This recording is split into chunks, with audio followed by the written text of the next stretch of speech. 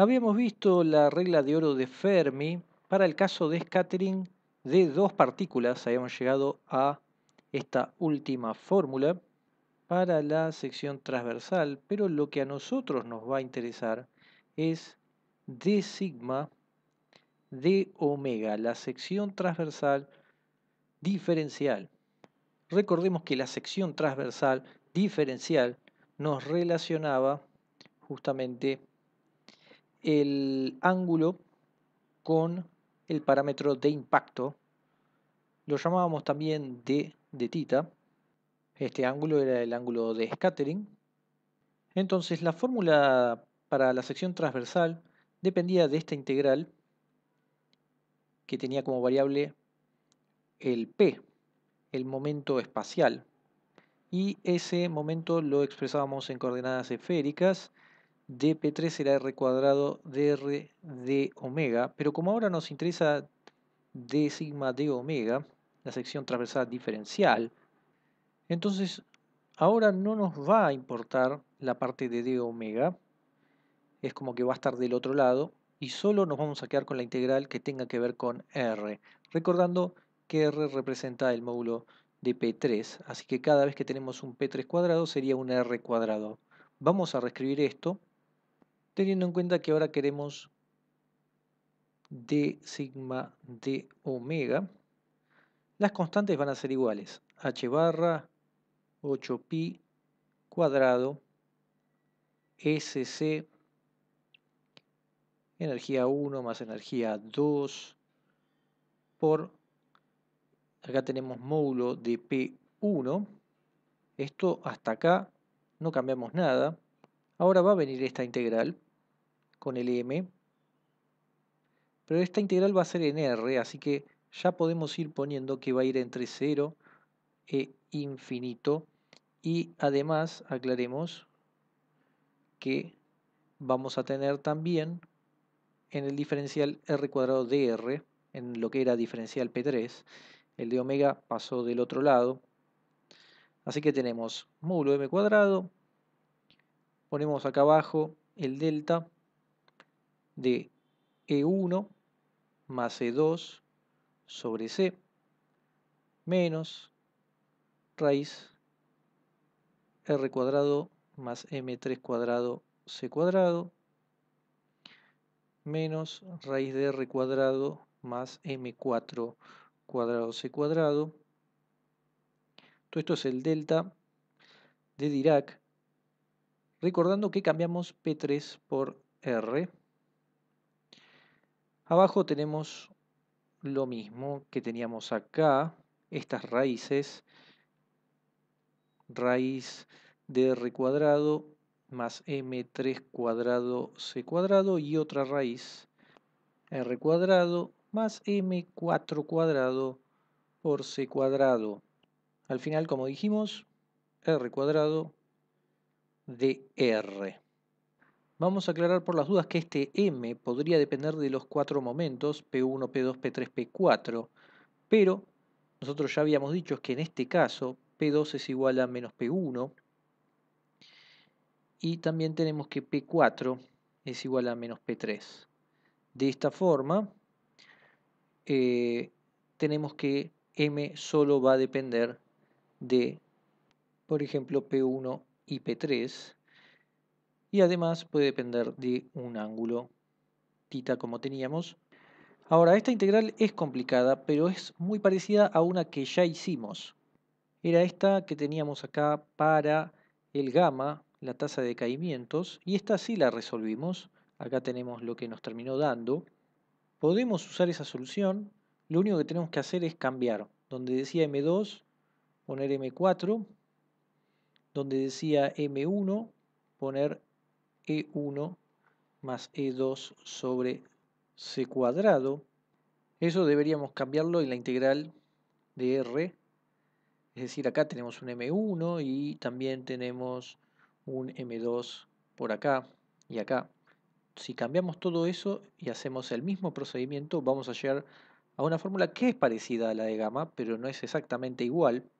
La fórmula que nos va a quedar para el d sigma de omega es h barra c sobre 8pi al cuadrado, el S, módulo m al cuadrado, abajo aparece el E1 más E2 al cuadrado, módulo de P final, módulo de P inicial, vamos a poner esto vectorial para decir que es el momento espacial. ¿Por qué no estamos poniendo 1, 2, 3 o 4? Por esto que tenemos acá. En magnitud es lo mismo poner P2 o P1 y también P4, P3. Estos serían los iniciales y estos serían los finales. Al igual que pasaba con el gamma, obtuvimos una fórmula salteándonos la integral. ¿En qué sentido la estamos salteando? En el sentido, como ya hemos dicho varias veces, que no tenemos la forma explícita del m. A pesar de eso, obtuvimos la fórmula para la sección transversal diferencial, como también lo habíamos hecho para el gamma. Así que estas son fórmulas que uno puede usar, luego también obteniendo el m. Ahora hagamos algunas observaciones que tienen que ver con las dimensiones, tanto del gamma como del sigma, como de la sección transversal diferencial. En el caso de gamma, recordemos, la tasa de decaimientos podía obtenerse mediante el tau. Tau era la vida media. Tau era 1 sobre gamma o gamma era 1 sobre tau. Tau es la vida media, es decir, es un tiempo. Por lo tanto, el gamma se mide en 1 sobre segundo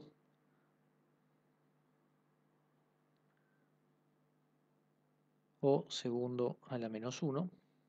¿Qué pasa con la sección transversal? Esto se mide en dimensiones de área, por ejemplo, centímetro cuadrado.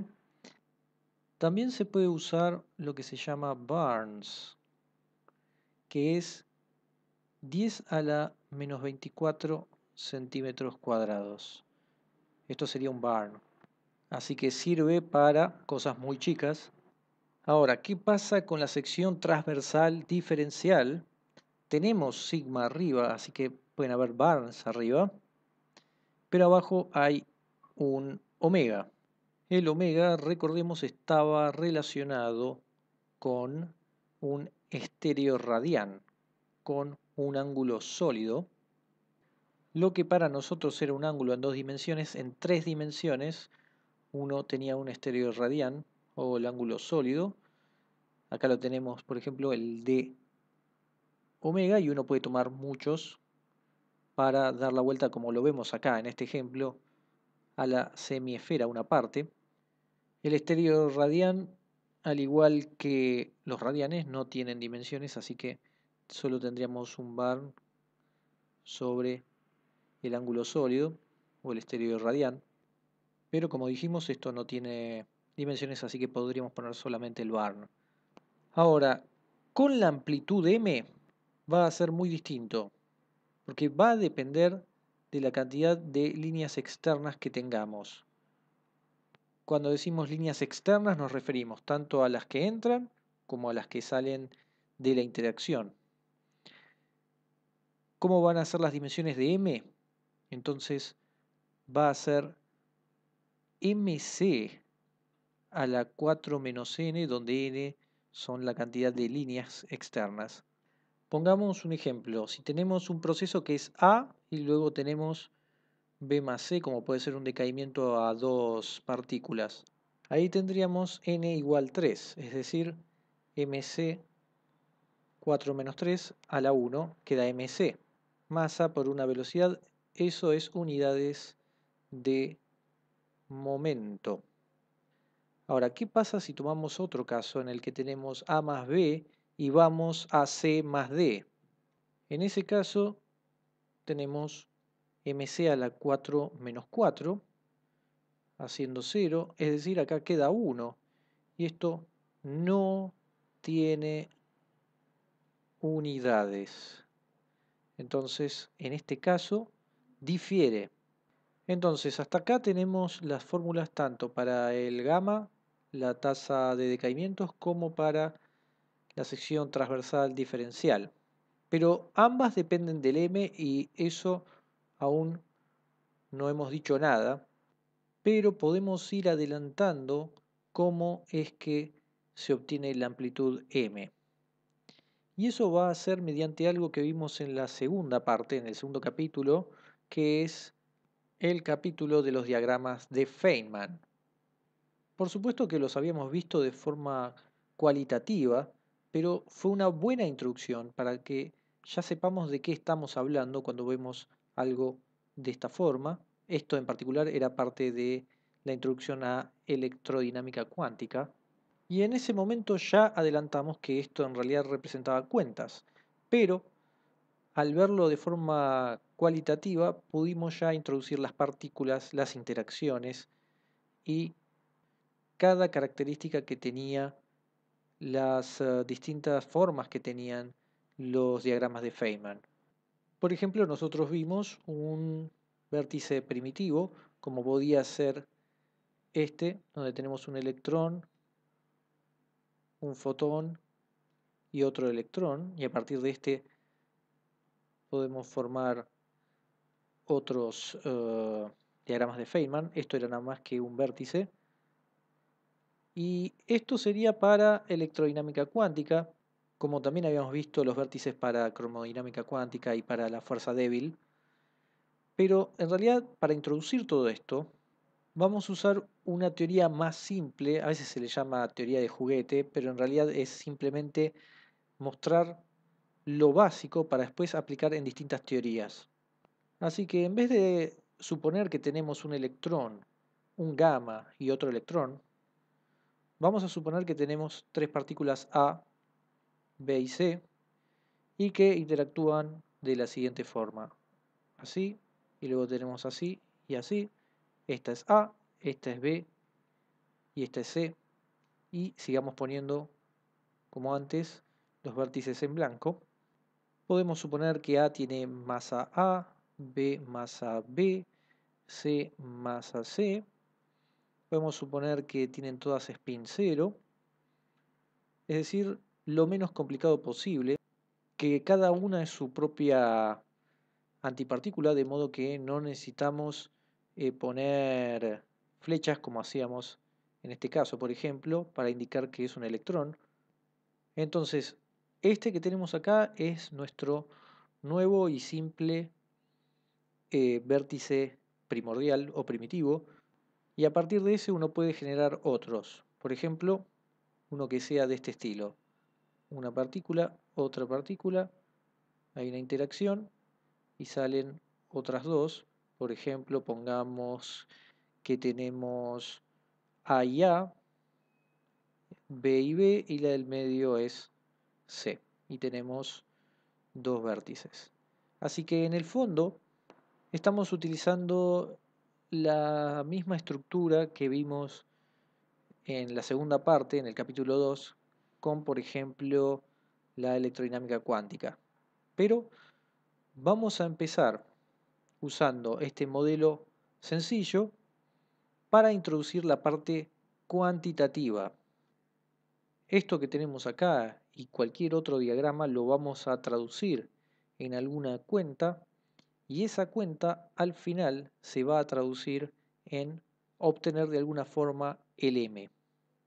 Por supuesto, los cuadrimomentos y la cantidad de partículas y el tipo de partícula va a estar metido en esa cuenta. Algunas otras cuestiones también. Y al final, como decíamos, vamos a poder obtener el m, la amplitud para cada caso, y luego con ese m vamos a poder obtener tanto el gamma y el d sigma sobre d omega, es decir, los dos observables.